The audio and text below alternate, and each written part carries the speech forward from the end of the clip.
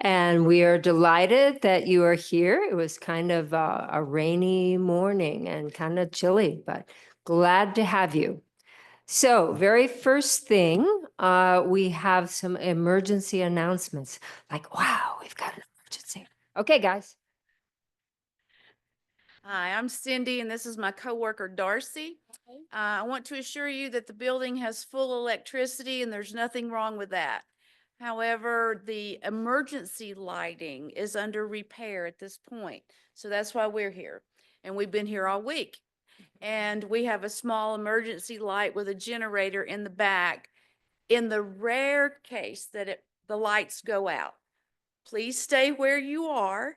We will turn the emergency light on, and then we're going to ask everybody to please exit that door, not the door that you came in, okay?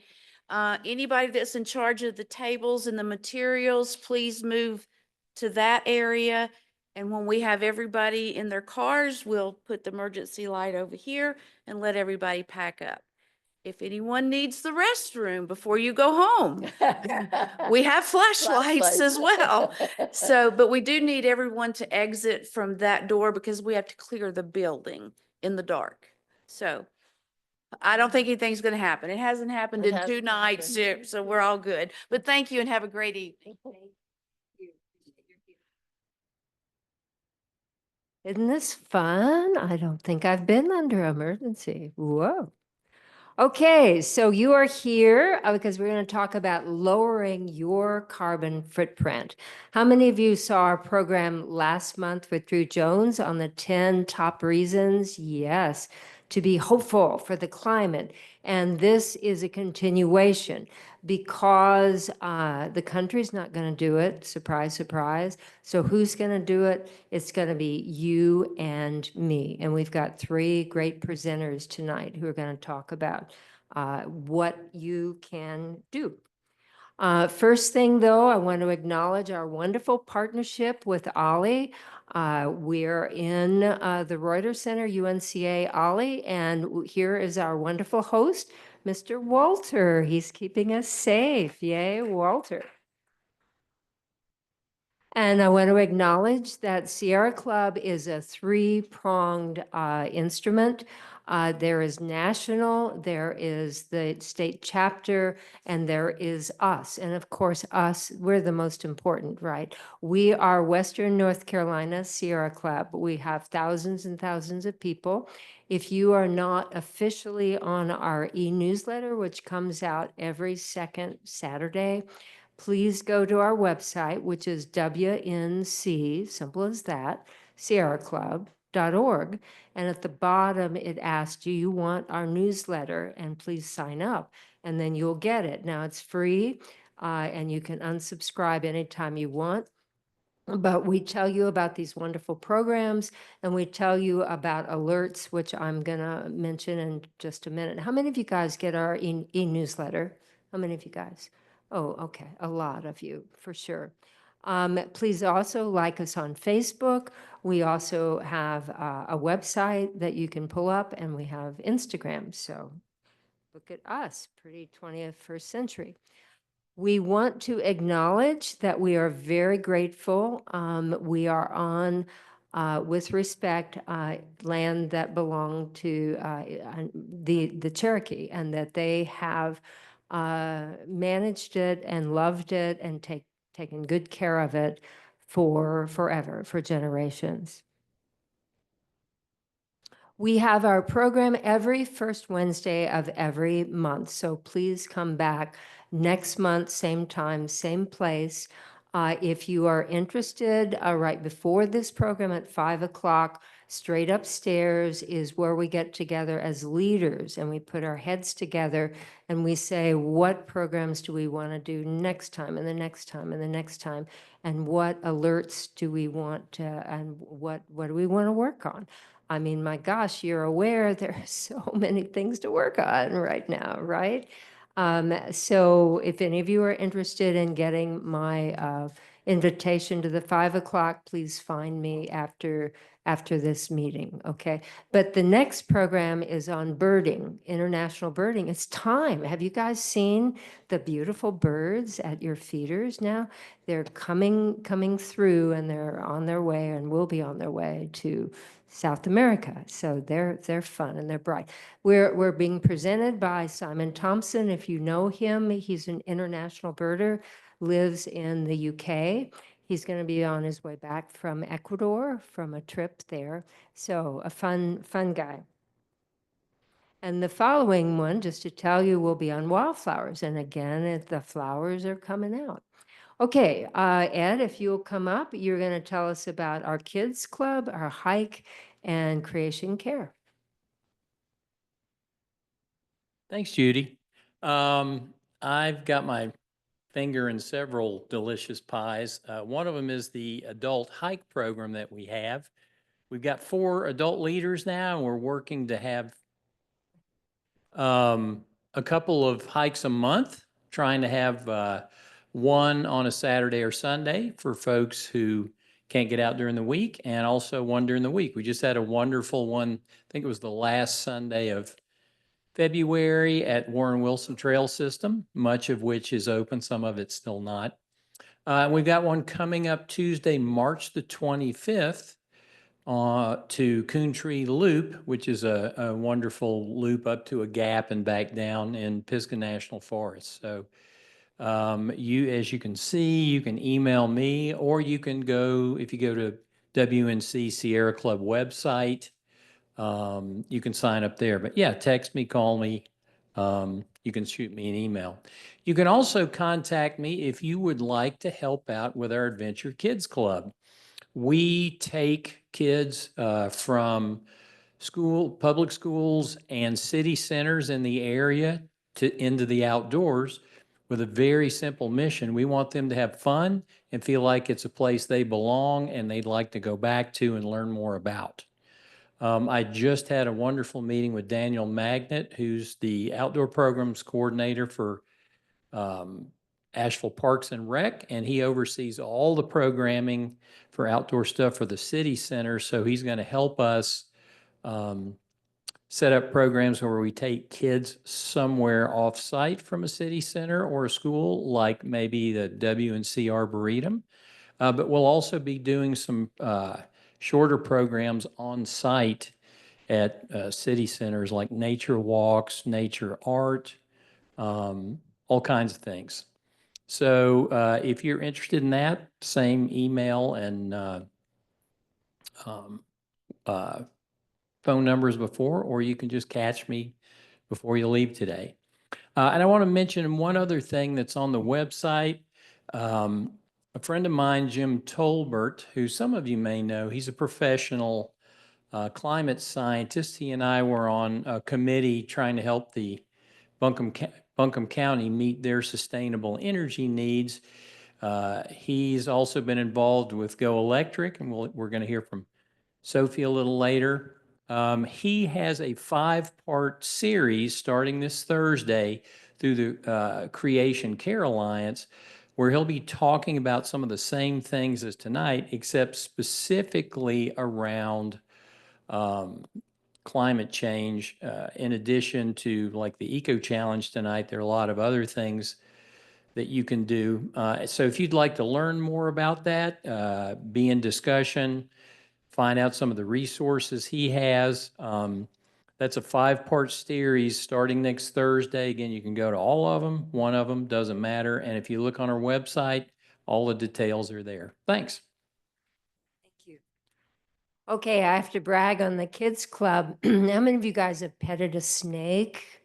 How many of you? Oh, yes, there you go. Well, see, those are the kinds of things you would do in this kids club. You would have a little one in your hand and a snake in your other hand. Just kidding. But we would do stuff like that. It'd be fun. So join us. Okay, so yes, you do. All right, community opportunities. Ed just told you about the Creation Care coming up 5-part series, monarch butterflies. You know, when I first moved here 15 years ago, there were a gazillion monarch butterflies, right? And if I see one, I'm going, yeah. Well, guess what? The Fish and Wildlife people have recommended it go on the threatened list. We need you, if you will, to write a comment. And there is the link to Fish and Wildlife and say why they should be protected. Okay. Grocery bag count. How many of you guys go to stores and count grocery bags, right? Well, what we're trying to do is show that we can do without those plastic grocery bags, that we can get people to bring their own cloth bags, that we can get people. So we're doing this count, we're getting data. And if you'd like to help with that, it is next Friday, March 14th from 3 to 5. And you might check with me right after the program that you would be willing to help. Next thing is, you know that we're constantly fighting pipelines. There's another one coming into North Carolina. Do you believe that? It just feels like we've stopped them, but they're coming and coming. So this is one that we want to write to the Department of Environmental Quality, and there is her contact, and tell them, are you crazy? We're trying to stop methane. We don't want more coming in. And the talking points will be on this, and tell her that we need more than one hearing. There are 3 counties this pipeline's going to cross. So please take a picture of this, or it's on your phone, or it's on your invite. Some of the local things you can do, Greenworks is giving away 2,000 trees. If you were hurt in Helene, and you don't have to be one of the folks who were hurt, you can get a fruiting tree, a flowering tree. You just have to order, and they're doing that on Fridays. This Friday, March 7th at 6 p.m. Go online, Asheville Greenworks, and pick out, you can have 5 trees per your household, and then you come the next Tuesday and pick them up. And then it's another Friday after that. But we're trying to reforest. I mean, do you realize? Of course you do. We lost 20 to 40% of our canopy. You know that. Okay, other things you can do, Mountain True is doing cleanups. If you've looked at our French Broad River, the Swananoa River, all of our rivers, we need people to clean them. And the live staking, Mountain True, I think has stopped, but I think Riverlink is continuing. You take a branch from the tree that's living right there on the bank, and you cut it and you jam it into the mud. And do you believe that magically in the spring, which is pretty darn close to now, it's going to root and it's going to branch. So there's your tree. Bam. Okay, tonight we've got 3 wonderful people. Amy Muser, I'm going to talk about in just 1 minute. She's going to come up. Sophie Muhlenek's going to follow her on Electrify. And then we've got a teacher in the back of the room who's going to challenge you, as all teachers do, about your carbon footprint.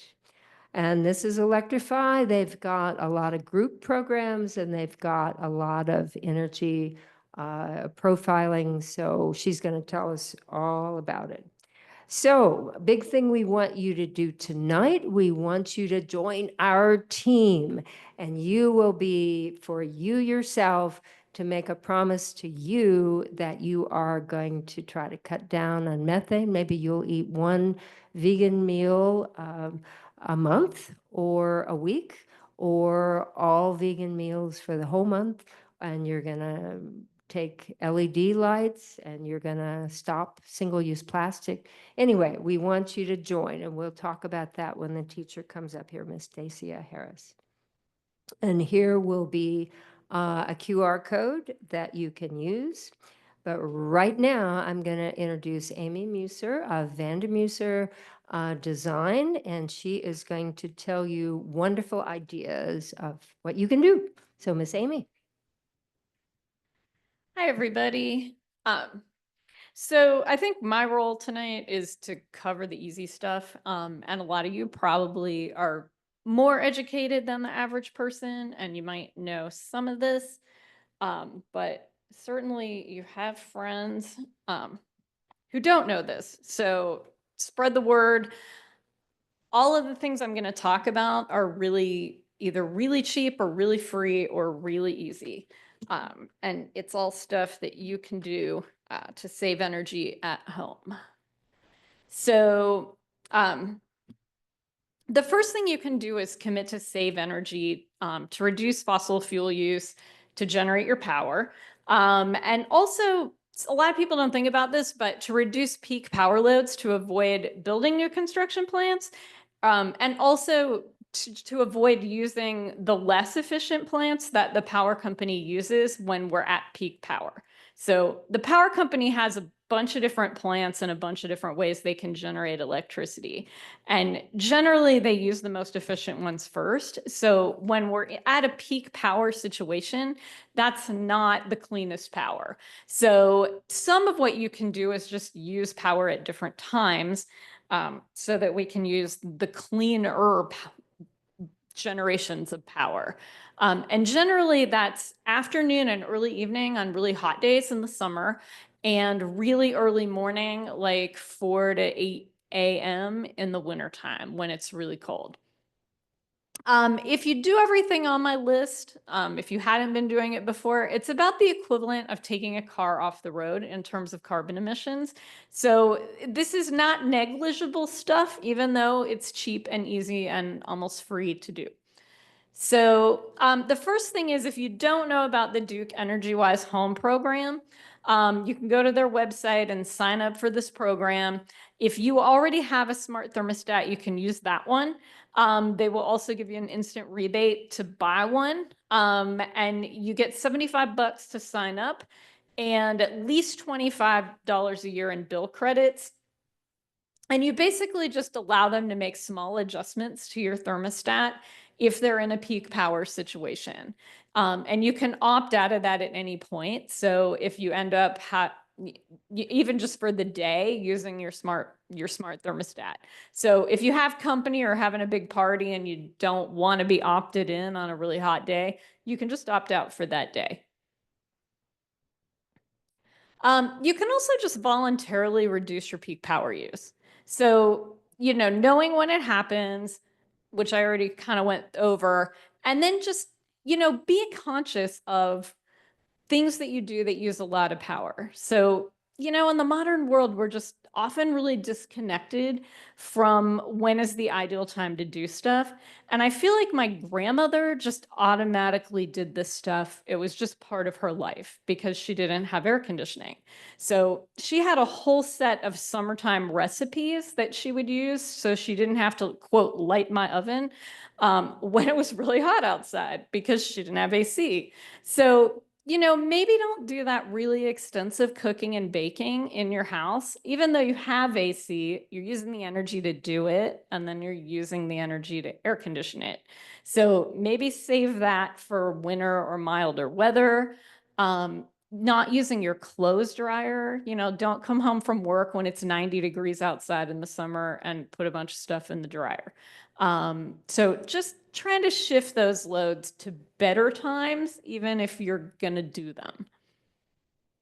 The next one is getting rid of extra refrigerators. One of the things I do, like for my job, is I certify new homes as being green. And one of my big frustrations is homes that have a bunch of refrigerators. Your refrigerator, just a regular refrigerator, can be about 5% of a home's energy use for each one that you have. Excuse me. So, when we get homes that have 2, 3, 4 refrigerators, it becomes a big deal. The little mini fridges and wine fridges and extra fridges that people have all over their house can use almost as much energy as a big fridge. And the older ones can use 2 or 3 times as much energy as the new ones. So if you get a new fridge, don't just move the old one to the garage in case you want to keep some beer cold or soda cold. Really try to right size your refrigerator and have the size that you need, but not more than you need. because bigger ones do use more energy. And try not to have too many. So have a normal amount of refrigerators. Buy them using this yellow energy guide that I have a photo of. If you look at the bottom right corner, there's the Energy Star logo. But even more important than that is just the kilowatt hours per year in the middle. So this one's 565. You want to compare them at the store based on kilowatt hours per year because that's how much energy they'll use. Next one is just to be a smart user of your thermostat. So most thermostats will have a fan auto setting and a fan on setting. Make sure that you have it set to auto. That means it will only run when it's actually doing heating and cooling. If you set it to on, it will run all the time. And that actually can also make your house more humid in the summertime, which you don't want. And it also wastes quite a bit of energy. If you have a new-ish, reasonably efficient house, don't run your AC unless you're going to leave it on. My rule of thumb is for 3 days. And that's because we have a pretty humid climate, and part of cooling the air is dehumidifying it. So if you like open up your house at night when it's cool but really humid, then it's going to take half the day to chew through all that humidity, and it's going to take a lot of power to remove it. And just when you get the house dried out, then the next night you're going to open the house up. So that strategy works pretty well in dry climates and deserts, but not so well here. If you have a really, really old, leaky, inefficient house, just running the AC sometimes is going to save you energy because your house is so leaky, you're just constantly dehumidifying. But if you have a reasonably efficient house, you want to run it and just leave it on. Yeah. Oh, sorry. Usually it's the other way. Okay, so install a programmable thermostat and use it. If you have a heat pump, make sure you get the correct kind. They say heat pump thermostat for heat pumps. And you should only do a night setback for a heat pump with a programmable heat pump thermostat. You don't want to do manual setbacks where you set it colder at night with your heat pump. Because when you turn it back on manually in the morning, it uses a lot more energy. The thermostat will step it up gradually so it can run more efficiently. Another thing that this even surprised me when I started testing houses is if you close and lock all of your doors and windows, your house will be about 10% more airtight. Every once in a while, I have a technician who runs an airtightness test and forgets to lock everything, and then we run it again. Houses are much more airtight if you close and lock everything. So you want to make sure you do that. Install and use a clothesline. This is old school, but it really works. Dryers use a lot of energy. They're pretty cheap. I committed years ago to drying at least 50% of my laundry. And sometimes in the winter, I can really only get like 1 load a day to dry outside. And I'm right about 50%, but in the summer, 2-3 hours, it'll dry. I can take it all down, put more up. I don't like towels that are dried outside, so I just dry my towels in the dryer and I dry most everything else outside. So it doesn't have to be all or nothing. Changing to low flow shower heads.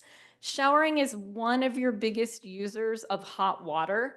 So if you can change to a low flow shower head, the little logo up there is the EPA WaterSense logo. Those are low flow. Anything 1.75 gallons per minute or lower is considered low flow. I've got a lot of hair. I can rinse my hair just fine. In fact, a lot of low flow shower heads build up more pressure in the fixture and will actually rinse your hair better than the higher flow ones.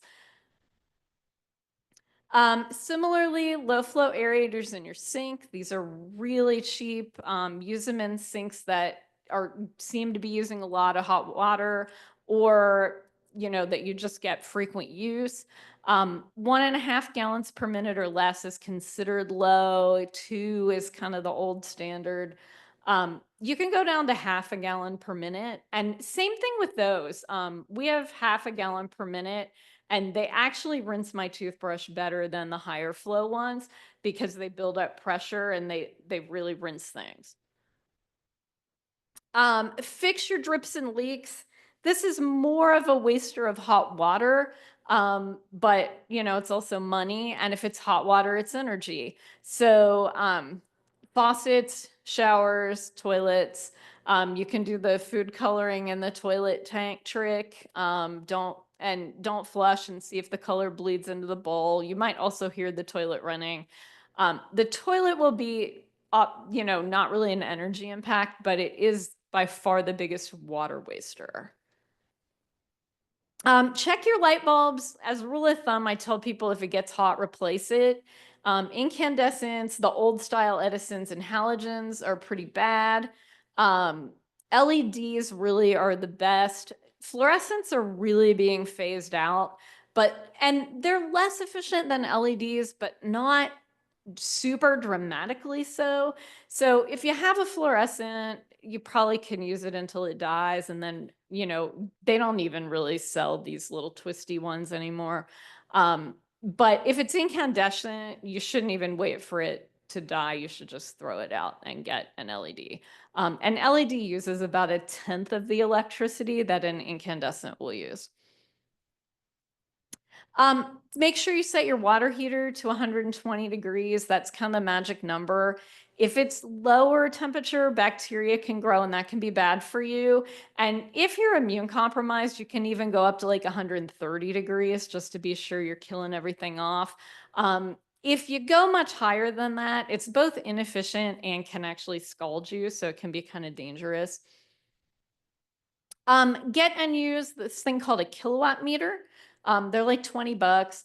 And they help you look for what's called phantom power loads. So if you have computers or AV equipment or printers, stuff like that often can use power even when it's off.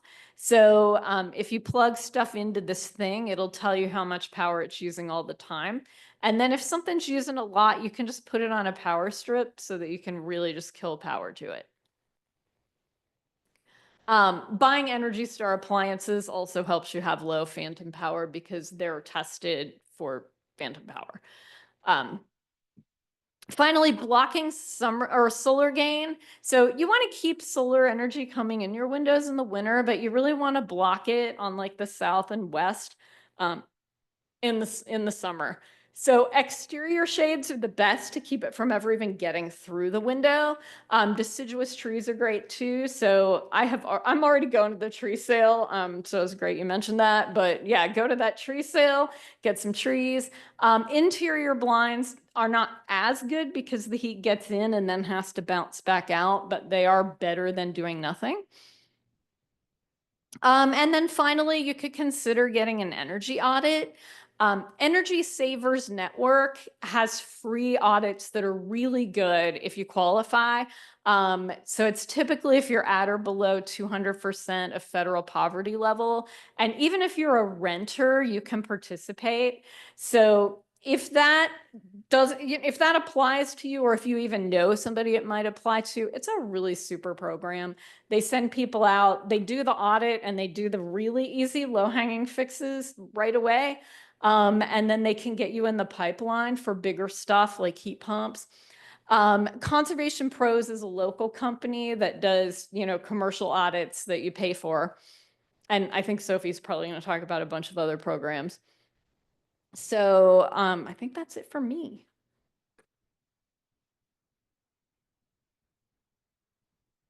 Thank you, Miss Amy. We usually wait to the end, but you know, each of these three, I think, generate very different questions.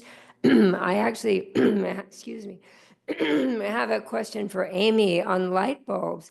I like kind of the yellow light, and the LED tends to just knock my eye out. Can you answer that?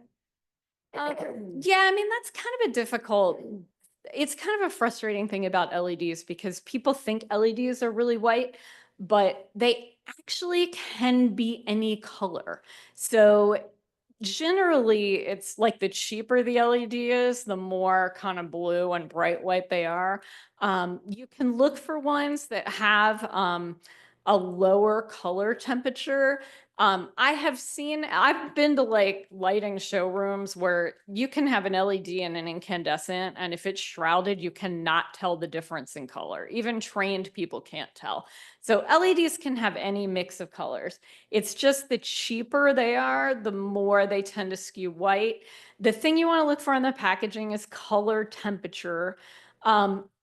Also, if you buy Energy Star rated bulbs, they actually have some rules that are not energy related, but are color related, so that they can't be super bad color. But they do sell some like brighter white and lighter white that you might still not love. So shop around, maybe buy one, see if you like it before you buy a whole bunch of them.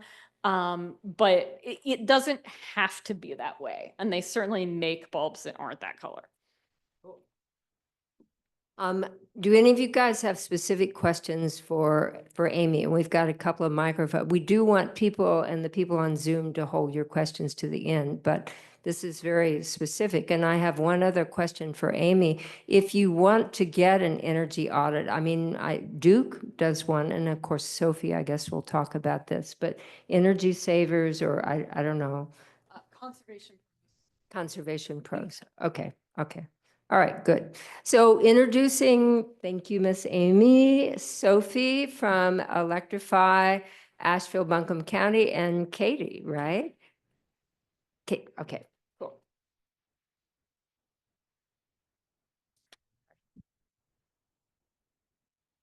So while he's getting that up, you can actually go to our program's website and get in touch with Conservation Pros and support the program that we're about to talk about. So hi, my name is Sophie Molinax. It's great to be here in front of you all again. I think it was last April that I was last here just introducing this program. So now we are about 10 months in, have some updates for you, and we'll also introduce it again for those who haven't heard of it. So Electrify Asheville Buncombe is a pilot program launched in Asheville and Buncombe County to spark household electrification. We'll talk about what that means, the ways you can get involved, and the different ways to make it accessible and affordable to help pay for some of the changes that we're going to talk about. So Electrify Asheville Buncombe launched last April around Earth Day, and it's a city and county sponsored pilot program all about home electrification. This is part of a suite of strategies that the city and county are employing to help us get to 100% renewable energy. The city has a resolution to get to 100% renewable energy municipally by 2030 for municipal buildings. That's only 1% of our energy use. 2042 is the community-wide goal. That's all of us, including commercial and industrial. So that's quite a goal. So 2042, and then electrification of our buildings is a key strategy to get there, along with energy efficiency. So reducing the amount of energy we're all using in all of our daily activities. Greening the grid, adding more renewable energy to the grid so that when we're using that energy, it's cleaner, and then electrifying our buildings. I'm joined here tonight by Casey, my wonderful colleague who's a UNCA grad, go UNCA, and she's going to talk a little bit more about what does it mean to electrify, and then we'll hand off a little bit. Hi, thank you for having me. I'm going to quickly go over electrification, what that means, and how our programs support that on a grassroots level in the community. So electrification comes in two steps. The first comes at the household level, where you are replacing your fossil fuel or inefficient appliances at your house. And then you are replacing that energy source with renewable clean energy like solar or wind. So if you've got a gas-powered stove and you want to replace it with maybe an induction cooktop, and then you power it using wind or solar energy. So electrifying everything is simply better. When you replace fossil fuel-based appliances, you are improving your indoor air quality, you are lowering your monthly energy bills with energy-efficient appliances, and you're benefiting the environment. So it's a triple win. And whenever you electrify your house, you seem like you're doing one small drop of water in the pond. But on a large scale, when we transition to energy efficiency, we are reducing 75% of the energy currently used in the United States. So that's the whole pond. One of the technologies we really like to highlight at Electrify Asheville Buncombe is heat pumps. These are one of the most energy efficient technologies on the market right now. They are 3 to 4 times more efficient than traditional systems. Now, when you invest in a heat pump for heating and cooling, you are not only replacing your heating furnace, but also your AC system. So 2 appliances are now condensed into one energy efficient, cost saving technology. So energy efficiency is not one size fits all, and we know that at Electrify Asheville. So if you can see the list of all of these different technologies and services, this is how you electrify your household, whether it be getting a heat pump clothes dryer or just getting an induction cooktop. We always recommend that people start with an energy audit to assess your current needs and what fits best for you and your household. So if you've got a drafty area that uses too much of your energy monthly and increases your bills, we'd recommend insulation and air sealing. It's not one size fits all. So definitely start with that audit. Like we said before, Conservation Pros and Building Science Detectives are 2 great local firms. So how does Electrify Asheville Buncombe work? It is a website that houses several clean energy providing contractors across the Asheville Buncombe County area that are also on board with this mission and messaging and provide these services that we listed in the last slide. You can create an account on our website, start a free home energy profile, see your biggest needs, and then browse our contractors to see the services that work best for you and message them right through the platform and get started.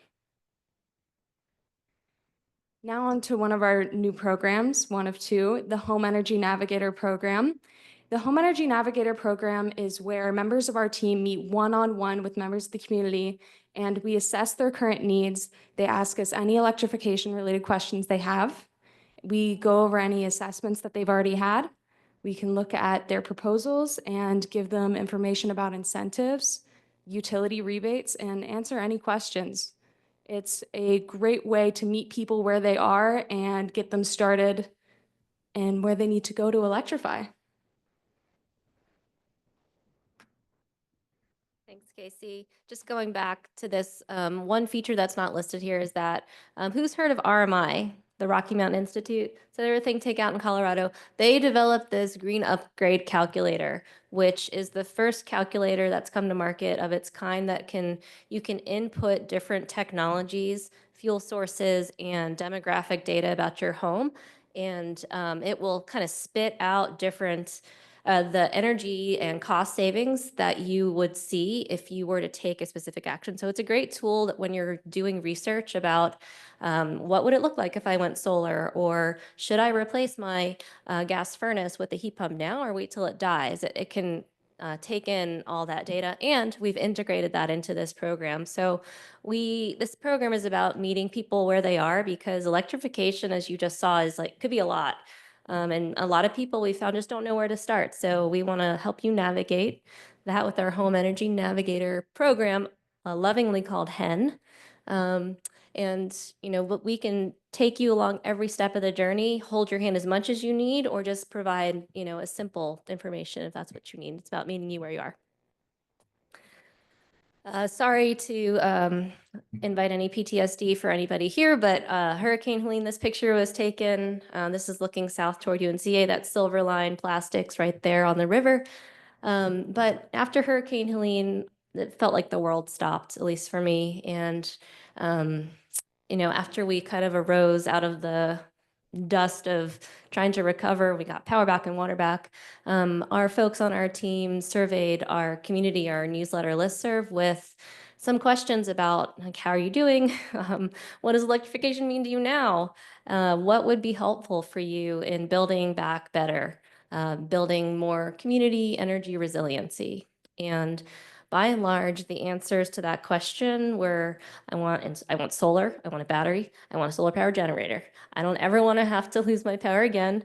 I don't want to go through anything like that again. So we've launched a new program called Home Energy Resilience Cooperative. And this is our group purchasing that is running right now. You can find out more on our website, but the different technologies that we heard from the community again were solar plus battery, standalone batteries at your house, and then solar power generators.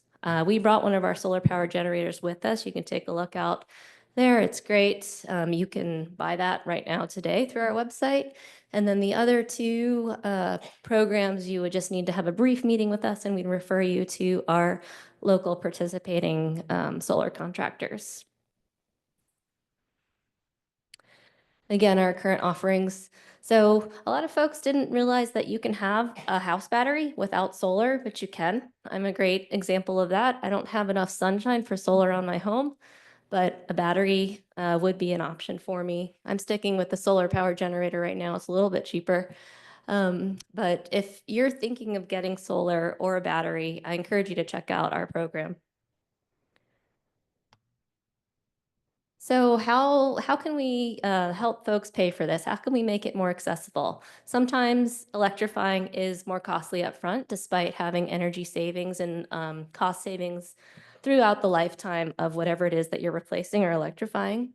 We have partnered with North Carolina's first green bank called the North Carolina Clean Energy Fund, and they have developed a loan product that's just for electrification. And it's for loan amounts of $2,500 to $50,000, all for electrification. So getting a heat pump, getting that battery, any sort of ancillary services, electrical upgrades you might need at your home to accomplish electrification. So this is just a little bit more about what the loan covers. It's meant to be very straightforward with no gimmicks, and it's partnering with our local CDFI, self-help credit union. So it's a really great local partnership. And the program manager for this particular loan product is based here too. You can email financing@electrifyabc.com with any questions, and there's information at electrifyabc.com too. So this is one of the biggest questions that we get lately is what is happening with all these federal rebates and tax credits? Well, I don't have a crystal ball. I don't know. We don't know here, but what we do know today on March 5th, 2025 is that if you go solar today, get a battery today, or do any of these things, you can still qualify for a tax credit for 2025. We don't know what'll happen beyond that. So another reason to act now, to electrify your home, get solar, get battery if you're thinking about it, get that EV possibly while you can get these tax credits. This is another component of the Inflation Reduction Act that is actually finally coming to North Carolina. The Homes and Here Instant Energy Efficiency Rebates. They will be coming to Buncombe County by summer, fall at the latest. They are in 2 counties currently in North Carolina, Cleveland and Halifax County.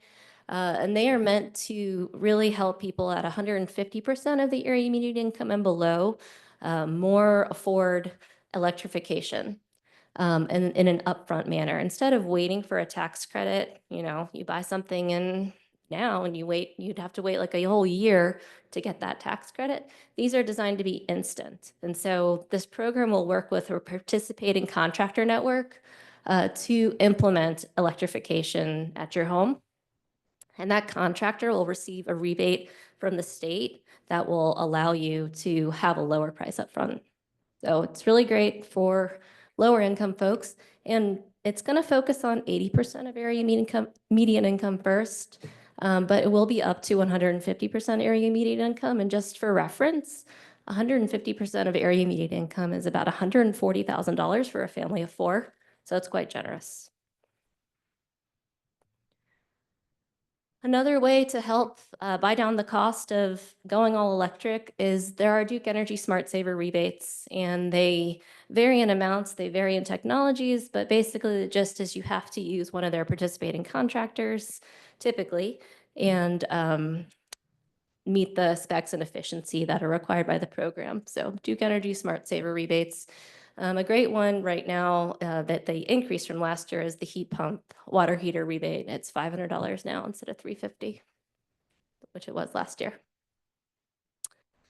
Well, that's it, short and sweet. We want you to take action. So check out our website, make a profile, schedule a hen appointment with me or Casey or anyone on our team. We have a 5-person team. We're here to help you figure out how to get started or move along your electrification journey. Electrify and repeat. Thank you. Do we have specific questions for these charming ladies before we get into drawdown? Larry, you have a question?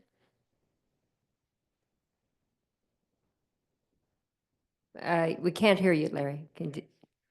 I don't think your mic's on.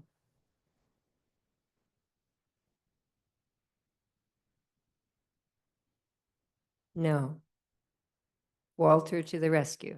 Can I ask one while Yes. yes. Larry's fixing his mic? I have two questions. One's tiny, one's bigger. Here's the larger one. Obviously, as you said at the beginning, you want to electrify and get sustainable power, solar, wind, or whatever. For most folks, I think for cost and just logistics and everything else, you're probably not going to simultaneously do all of those things. If you had to pick whether you're putting solar power in first or electrifying and then later putting solar power in a year or two down the road, is there going to be a difference in that couple of 3 years if you do one? So or the the other? ideal order of operations is get an energy audit, figure out what is going on in your home. The average person, I think, doesn't really have a concept of like a building envelope, all the things that, Amy Musser and her company focus on when they're rating homes, making them really airtight and ventilated right. When you have too tight of a home, it can cause issues. Sizing your heating system correctly, getting the right heating system, making sure that it's installed correctly, which is a terrible problem that we have throughout the country. But you would get an energy audit and then start electrifying, then look at getting solar. There's an adage that says reduce your energy use before you produce. And so when you electrify and sort of get your base energy use as low as you can, you'll then need a smaller solar system. So you'll save money and save resources and right size a solar system. Okay, this is a smaller question, which I thought of when Amy was speaking. A lot of modern light switches have the little dimmer slidey thing on there. Is that a significant energy savings in your room if you set that lower? It's relative. I mean, I have dimmers and yes, it is. Yes. Yes.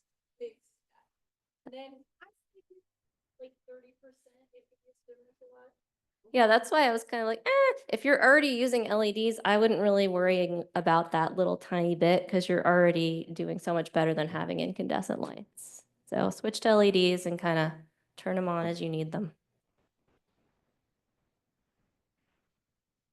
Can you hear me now? Yeah. Okay. If I may, I have two questions. I just moved to the area and I have an old electric coil top range. Can I get rebates for replacing that with a non-induction flat top range? There is a state level rebate for efficient electric cooktops that are non-induction, but you have to be in that income threshold. Okay, So 150% AMI, area median income and below. all right. Are flat top, I have aluminum pots and pans. Are flat top cooktops efficient? Yes. I mean, they're 100% efficient because, yeah. Yeah, induction, induction cooktops are the most efficient way to cook. They're also, I think, the most responsive and sort of luxurious cooking experience, in my opinion. I cannot wait till my electric stove dies, but I cannot justify the expense or like resource cost of replacing it before it dies. But the energy savings, in my understanding, and Amy, do correct me if I'm wrong, is like it's not like huge. Electric cooktops and stoves and ovens are still better than their gas alternatives, but going from electric to induction is not a huge energy savings. It's more about like the experience, the safety. They don't get as hot. You're less likely to ever leave them on because they will not be on unless conductive cookware is on them. Okay. Right. All right. My other question is, at my old house, I had a heat pump with propane backup. And it cut to the propane below 40 degrees because the heat pump becomes inefficient. I understand. My current house uses resistive heating as backup. Is that, yeah, I guess what temperature do heat pumps become too inefficient? Greatly depends on the heat pump. You do see heat pump systems installed today with those gas backups, but more often I'm seeing them with the resistance heat backup. There are heat pumps out there that need no backup now, depending on how efficient you want to get. I had a heat pump installed and I actually hired Amy Musser for an hour of her time to look through 7 different quotes of mine because I'm a big nerd. And I had her look up all the stats of all these heat pumps that I was getting. And she helped me choose one that was super efficient. And it actually operates without the backup heat strips down to 9 degrees. Wow. So it really just depends on the system that you have. But, you know, it is true. Heat pumps can't quite keep up if it's super, super cold, but there are very efficient ones on the market that can. Maine, in particular, the state of Maine leads the nation in installing heat pumps. If Maine can do it, we can do it. Yeah, I was actually going to add, I went on vacation to Canada last year, and Canada is covered in heat pumps now. So this is not a climate where we really need to be focusing on heat pumps are not efficient in the wintertime. Canada can do it, we can do it. The older one, it's just the older ones were like that. So the newer ones, you buy a good one, it really shouldn't run on much backup. Okay, thanks.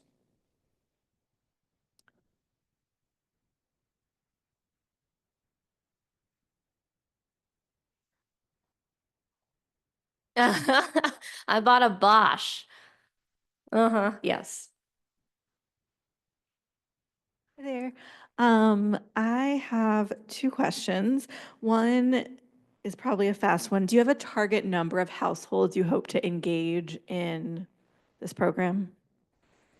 You would think we do, but it's a pilot program. And so we are kind of in this mode 10 months in of like seeing what sticks and taking learnings along with us as we develop new programs. I would say we want to reach as many people as possible, but we are a small team. And I would say with our Home Energy Navigator program that's been online for less than a month, we've had about 40 or 45 different appointments. So that's been really great for us. I think blew our expectations out of the water. Great. And my second question is, do you have any advice for renters in terms of is the best thing for them to speak to, you know, the owners that they're renting from, or are there things they can do just as tenants themselves, or what's your advice? Yeah, it's hard. Depends on if you're paying your own utility bills, I think, or the landlord is paying their own utility bills. Electrifying is cheaper and generally a better experience across the board for any property that I can think of. So yeah, talk to your landlord and say, hey, when this gas stove goes out, I'd really like you to consider getting an induction. It's safer, it's more efficient. Your tenants will like it better. Maybe you can raise the rent by $5. No, don't raise the rent. I've got a question from someone online. Actually, they have a comment and a question. The first comment was, look for high CRI light bulbs also, such as Cree. Yeah, CRI stands for, I used to work with lighting manufacturers, so I was just eating up everything Amy was saying earlier. But yes, Judy, I can take you light bulb shopping. But yeah, look for high CRI, that's color rendering index. You want to look for 90 or above. And there are lots of great ones on the market. Philips makes some great ones, GE, Cree's based in North Carolina. And here's the question, which I think you sort of, actually, I'm going to read, there's two different questions from people. They're related. Can the electric grid handle really cold weather with heat pumps? Isn't it true that when it's really cold, heat pumps are not as efficient as they are at 40 degrees? And everyone's heat pump will be running all the time, not intermittently. And when it's really cold, resistance coils turn on, overloading the grid. Then here's the second question, which to me they're kind of related. Can you talk about the size of heat pumps? We were recently told we didn't have enough room in the basement for one.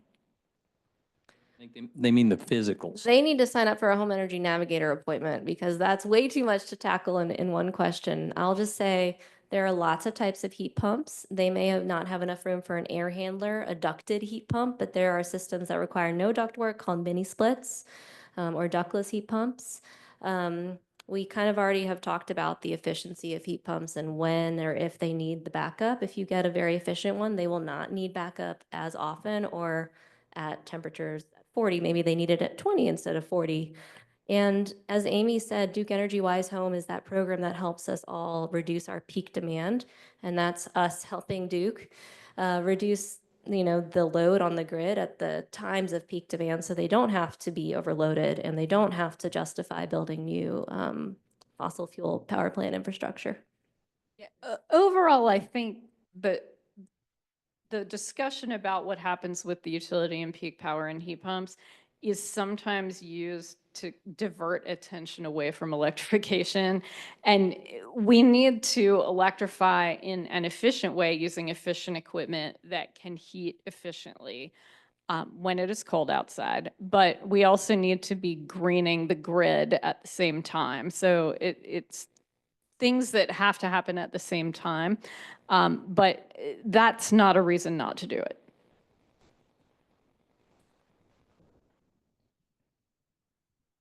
Mm-mm.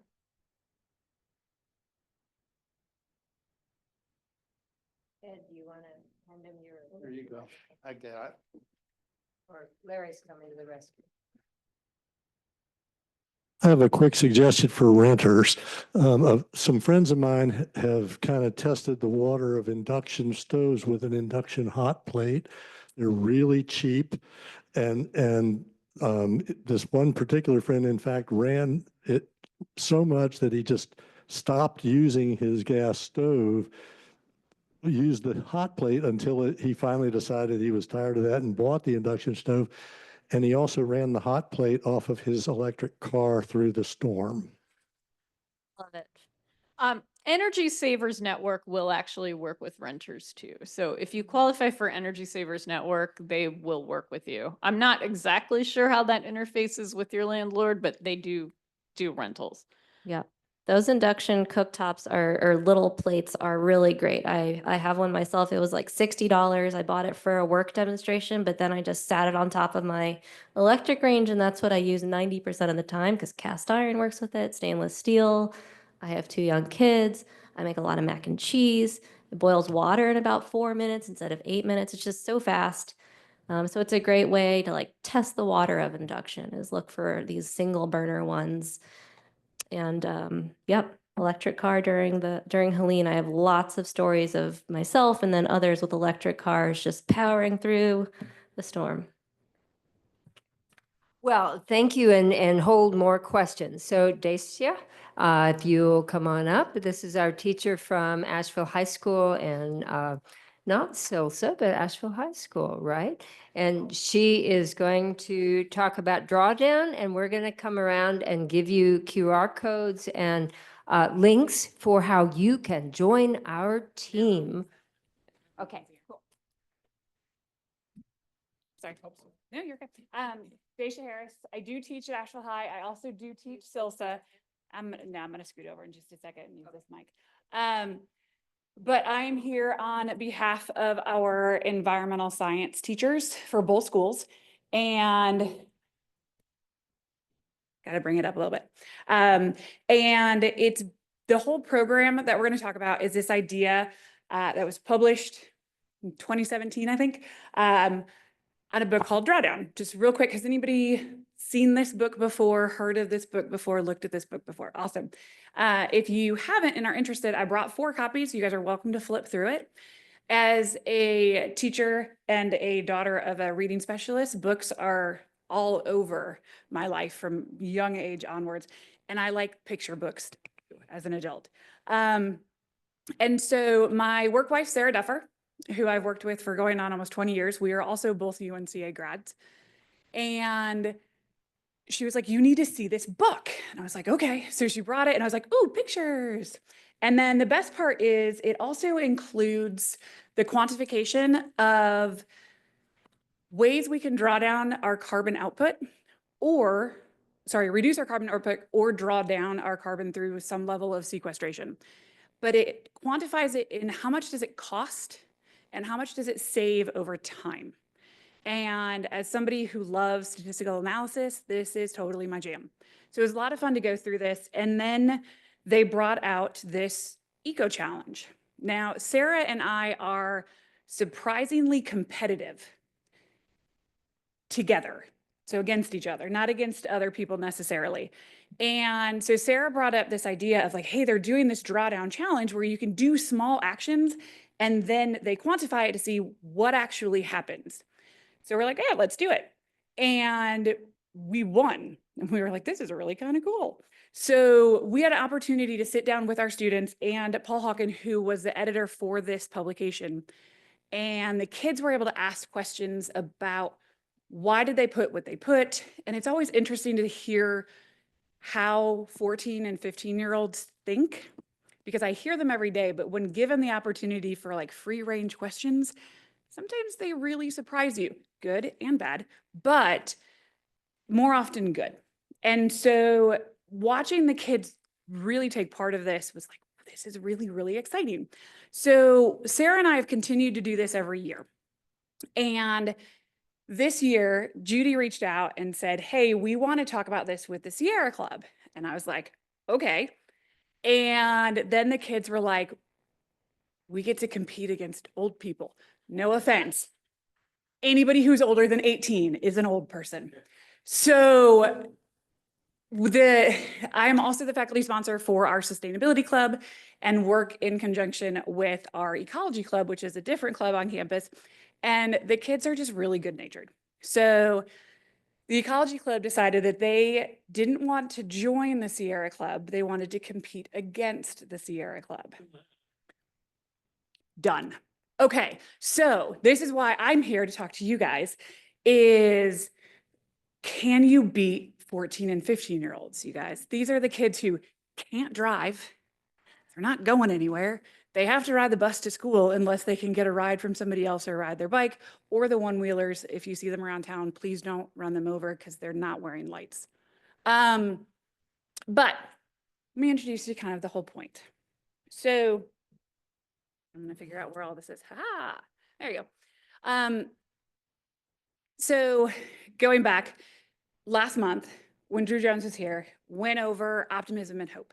Okay? And I thought it was really, really interesting because one of his points was that they're not the same. And I was like, well, duh. But then I actually went back and did some like input, like, what do you mean they're not the same? And the idea of an actionable step. Okay. So teaching environmental science to a group of kids who have grown up in this modern world where it's almost all doom and gloom. We have to have hope. We also have to maintain our optimism. So that is kind of engaged like how I talk to it and talk about the content. The kids have actually done presentations to each other on this idea of environmental depression. And it is devastating to hear from them because that can't be what we put forward. Okay? So then that really brings us back into why do we do what we do? Because if it was all doom and gloom, I couldn't do my job because I would just cry all the time. So why do we do this? So I talked a little bit about drawdown, and the whole point is those actionable steps. And the best part are the solutions. And so again, you can also get a PDF version of this. They redid it in 2020 because none of us had anything better to do than data analysis. So you can download it for free at drawdown.org. You can also get the physical copy. I was actually just pointing out to my coworker in the back that I got this at Mr. K's for $5. Okay, if you've never been to Mr. K's, you should. It's awesome. Use books. So the purpose of the drawdown is using modern, like technology we have now to make it better. So Sophie talked about it, Amy talked about it. We need to start now. Okay. And so we're going to get new technology. There is a ton out there. Again, I teach because I like education. UNC has a energy fellowship program for teachers so we can learn more about the options. And there's lots of stuff out there. So why do we care? Since we started doing these eco challenges, they have quantified, all of this. Okay, there's a lot on the screen. I'm not going to really spend a lot of time going over it. You guys will have access to this if you want to go through more. But these are all actions that the public has taken to try and make small steps big things. Okay? And so bringing it down, there's more. Earlier, Judy talked about, can you try meatless meals? Okay? Can you try zero waste meals?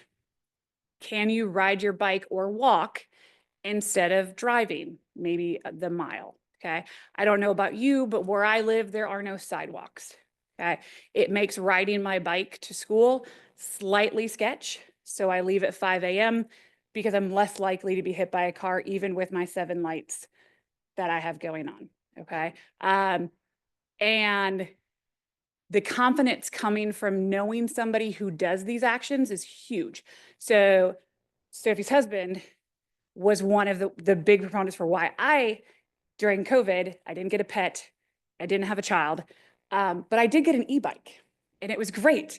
9 miles from my house to the high school and only like 7 hills. Okay, we can do this. But sometimes right now it is faster for me to ride my bike to school than it is to drive with all of the traffic issues. So again, small things, some confidence, knowing people makes a difference over time. And then one of the aspects that I really enjoyed is up here with actually being mindful of what resources you use. So that kind of goes into the plastic bag audit that's happening next week. So all of this is based on, as Drew mentioned last month, of can we reduce the temperature increase by 1.5 degrees? Maybe 2. Okay, where are we at with that? And so all of this is trying to get into one of those 2 scenarios. And depending on which scenario we're at, some of these solutions are a little bit higher than others. So then back to the why do I care? Why do we want to try this challenge? Other than if you're super competitive, it's just kind of fun to be like, haha, got you. So it's easier to do things together than to try and do it independently. I can't task you guys with doing this for a grade like I may do with my 9th graders, not with the club kids, but with my class kids. But what I can task you with is to try some things out and see, is it hard? Is it easy? Are you willing to try something new? Okay. And then again, why do I want to do an eco challenge when I already do a lot of stuff? For me, it's the education proponent. So to try and learn more about what other options are out there. Okay. So personally for me, I've been here for 25 years and I live in a multi-unit building. I can't get solar. I've asked multiple different companies. They're like, no. I have a 30-year-old heating and cooling system because I'm also a single income mortgage in the city of Asheville. So I have to be really conscientious of where do I spend my money to make sure that bills get paid. However, I have one of the most antiquated heating systems that runs off of my hot water heater. And these Apollo systems are not out there anymore, but they're relatively efficient for the way that I keep my house. The kids get really freaked out because I tell them that I keep my house at 58 degrees and I have blankets. But I'm at school most of the day, and then blankets are fine when I get home.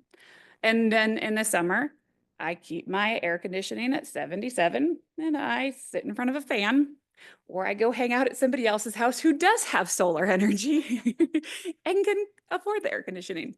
So again, like there are things that you have to figure out what works best for you. And so that's one of the nice things about this program is they have a lot of education to it. So these are the solution sectors that all of the challenges are based off of. Okay.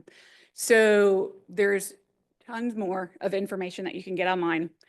But one of the coolest things that we focus on with the kids is the education proponent, because we are trying to get them to understand what it means to be a global citizen. And there's a lot of things that they don't know because they've not had the opportunity to really study outside of here. We also look a lot at food because our kids don't necessarily know, where does your food come from? So how do you get a chicken breast from the grocery store in this fancy plastic packaging when it was once upon a time a feathered clucking thing, you know, in the yard? So trying to get them to understand how their food actually is processed and where did it come from? How long did it have to be transported to get here? When was it actually harvested compared to when do they eat it? So one of the neat things is, depending on how much time, energy, or effort you want to put into it, you can choose to do a one-time action, one and done. Check, got it. Or you can try and do things over a course of days. I'm going to try to do this every day, or a daily action. I'm going to try and do it once a week for the month. It's totally up to you. Or I'm going to try and do it every day and realize I'm going to do it once. I can't do this anymore. That's fine. There's no issue. Okay. You're not committing to anything permanently. Okay. So there's a lot of words on this slide. And if I were grading myself, I would say it's too wordy, but I wanted to make sure that you had an opportunity to see what are some of the actions that you could do as part of this challenge. So something as simple as calculate a carbon footprint. They've got a website that you can click on, put your information. You guys will know this way easier than the kids do. Practice the 5 R's. You guys have got this. It's something super easy to do. Learn more about micro wind. So I grew up in the Midwest. Driving home, especially at night, all you see are the red lights for the giant wind turbines. But what does it look like on a micro scale? How does that work? And then all of these together add up, and we can actually quantify what impact have we had. And that's the goal. And so you'll notice, let's say you're going to choose LED light bulbs. If you've already done that, you can click, I already did this. And you get the points. It counts for you. Congratulations. You didn't actually have to do anything except for click a button. Yay. Those are the easy ones. But it may be something that's a little bit harder, like spread the word about alternative energies. Is there someone that you could talk to, maybe at work or in your community network, that maybe is not as familiar with alternative energies? And if people start talking about electrifying, they're like, but isn't that bad? Why is it better to have an electric car versus a gas car? Be like, oh, well, let me tell you about this conversation that I had with a Duke employee about the use of charging your car using at different times and having access to alternative energies to charge your car versus having to use coal fire, now gas power, or using a gasoline powered vehicle. So again, just small conversations can sometimes spark continued conversations. And positive education is positive, period. So as we go through, I'm a slightly shameless brag. So our kids came in first in the spring last year against the entire Eco Challenge community team. I know we were really excited. So our kids can do it. You guys can do it. And you guys have way more resources than the teenagers do. You can totally take them down. So I'm here to say, come join us. And so I'm going to walk you through if you are interested. If you have a smart device, you are welcome to follow along as I do this. If you don't have a smart device, you will have access to this at any point in time. I will also completely be available to help walk anybody through, as can Judy. Okay, so we are starting today.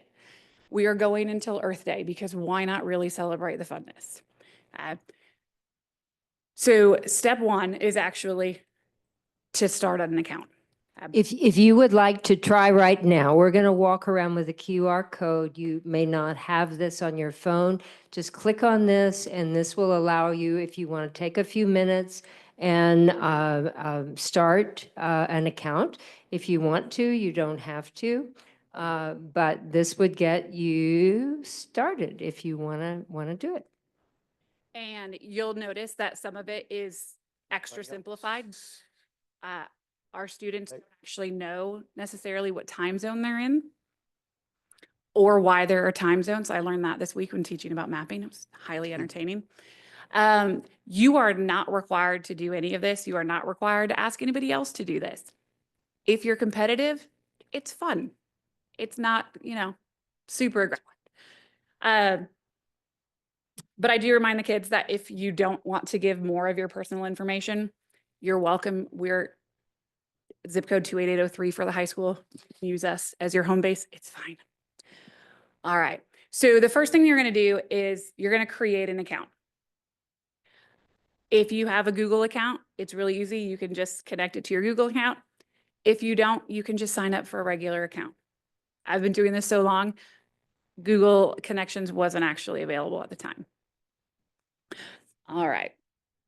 And if I go too fast, ask me to slow down. Once you have signed up, the goal is that you're going to choose an action. Okay, so once you sign up, it's going to take you to a dashboard. That is your home base.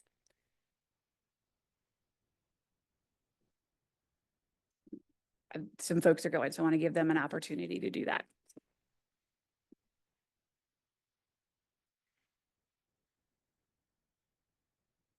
If you are a super social media person, one of the new ones that was just started this past fall is the Share Your Story. And so you can share out using social media as a platform, as a positive education outreach opportunity, which is really neat, and the kids really like it.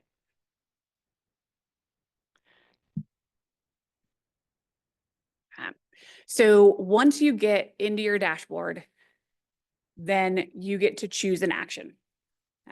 And so it can be from any of the areas.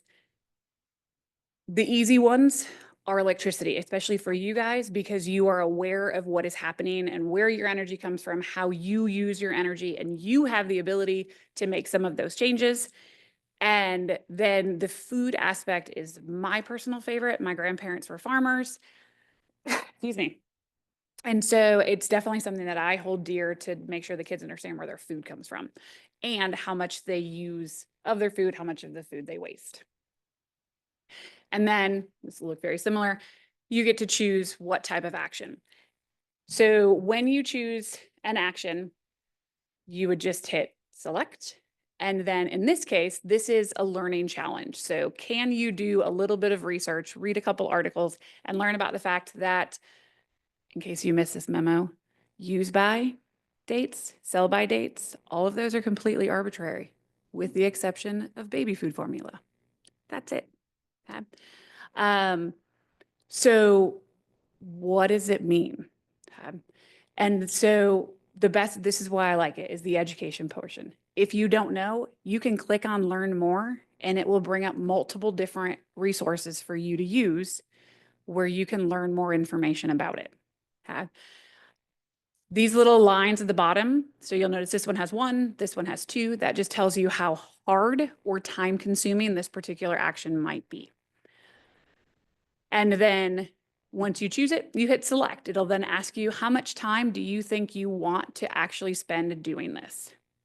Realistically, you probably don't want to put more than 10 or 15 minutes. You guys are busy. Your life is important. And so at the end, once you're done, it'll give you the opportunity to say, oh, I actually kind of went down a rabbit hole and maybe spent 40 minutes doing some research on that, which is absolutely fine. All right. So once you sign up for all of these, do not do more than one at a time, okay? Don't overload yourself. It's really easy to be like, ooh, I want to try that and that and that and that and that. And then all of a sudden you're like, I can't do any of this. I am really tired and overwhelmed. So try one, maybe two. Okay? And then each day, going back to that dashboard, which is your home base, you just check in. And so these guys are going to be posted on there, and you just click check in. And it'll say, did you do it? And your answer is yes or no, which is fine. No is okay. And then at the end, it asks you if you would be willing to share some like information on the reflection. So it could be for brushing my teeth without the water running. It could be, how hard was that? And your answer would be like, really, really easy. You just turn the faucet off. It's not intended to be super time consuming. And if you don't do the reflection question, that's okay. You still get to count that stuff. All right. And let's say you got really busy or you totally brain farted and you forgot to check in for a couple days. You'll see at the top of your dashboard a list of days that you can go back and click on it, and you can mark it as, okay, no, I really did do this, or nope, I didn't do anything today, and that's okay. Because again, you guys are busy. Life happens. All right. Then, if you are really wanting to win this, like you as an individual, your competitive nature is coming out, you can share and invite other people to join in. And when people do, you get more points, and then you start to work your way up, which you will totally get cheers for. There's no monetary prizes. Sorry. And then the last bit is if you go back and you're like, yep, that lady was there and she said some things and I don't remember squat, there's how-to videos that will walk you through it all. In addition, you can reach out to me or Judy or Ken. Any of us can walk you through. But again, everything that Amy and Sophie talked about are things that count for here too. So we're all magically, we put them all together. Questions? You are joining the Sierra Club team. Should say Western North Carolina Sierra Club. And it should say, Yes, no, it'll say WNC Sierra Club. and it'll have this lady's name, but my name is on front. This lady is wonderful. Other questions? Okay. Well, I hope you enjoy that. I hope you join and do a few. Her information is on that. You can reach out for questions and likewise mine. But want to thank you for listening and thank Amy and thanks Sophie and thanks Casey. Please come back next month for birds, international birding, especially WNCA as part of our birding. So see you next month. Thank you.